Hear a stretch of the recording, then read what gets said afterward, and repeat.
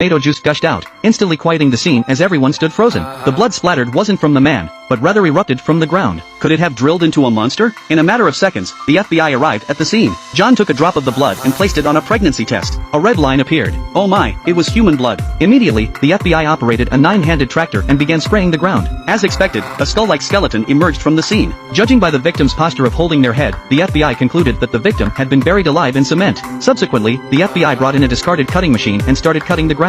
After 5 hours of cutting, a large piece of ground was finally separated. They then dispatched a 9-handed crane to transport the stone back. The forensic examiner took out a small electric drill and began rubbing it vigorously against the stone, occasionally scanning to avoid damaging the body. John took out his small hammer and started chiseling the seams in the stone. With their efforts, they soon saw the body. After a while, the handsome face of the deceased was fully exposed.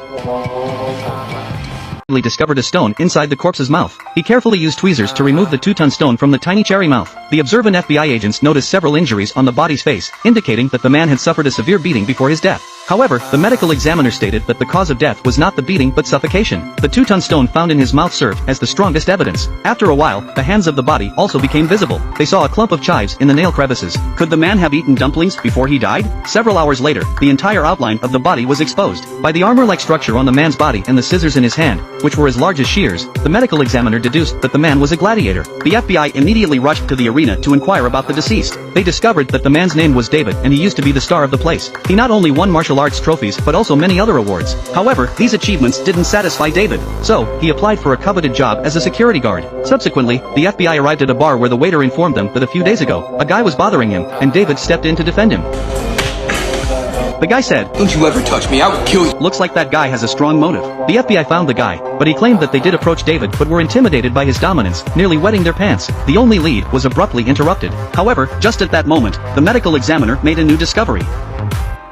Through their investigation, they found that the factory producing these shards had closed down in 2024. Only one office still had this type of glass. The FBI swiftly arrived at the location and indeed found that the glass on the victim's body matched the cracks in this place. It appeared that a war had taken place here. On that day, John sprayed a mist onto the wall and shone a flashlight. Surprisingly, they discovered a large amount of bloodstains. After the FBI's investigation, it was revealed that David had live-streamed matches from this location. The trophy he received was a silver cup made of pure gold. Strangely, this silver cup was also found in the cement. After cleaning the trophy, they discovered the coach's name engraved on it. It turned out that the trophy was awarded to the coach. Since the coach's trophy appeared in the cement, there was only one possibility: the case was related to the coach. The FBI took the trophy and found the coach. When the coach saw the trophy, he had no choice but to confess the truth. After that particular match, David suddenly fell silent. The man lightly touched David, and he fell over. The coach used a flashlight to inspect David and noticed that his pupils had constricted. The coach heartlessly disposed of David's body, and, accidentally, the trophy fell down and got buried in the cement along with David. However, they never expected that David was still alive at that time, albeit in a coma. His hand even moved a few times. With solid evidence, the coach was apprehended.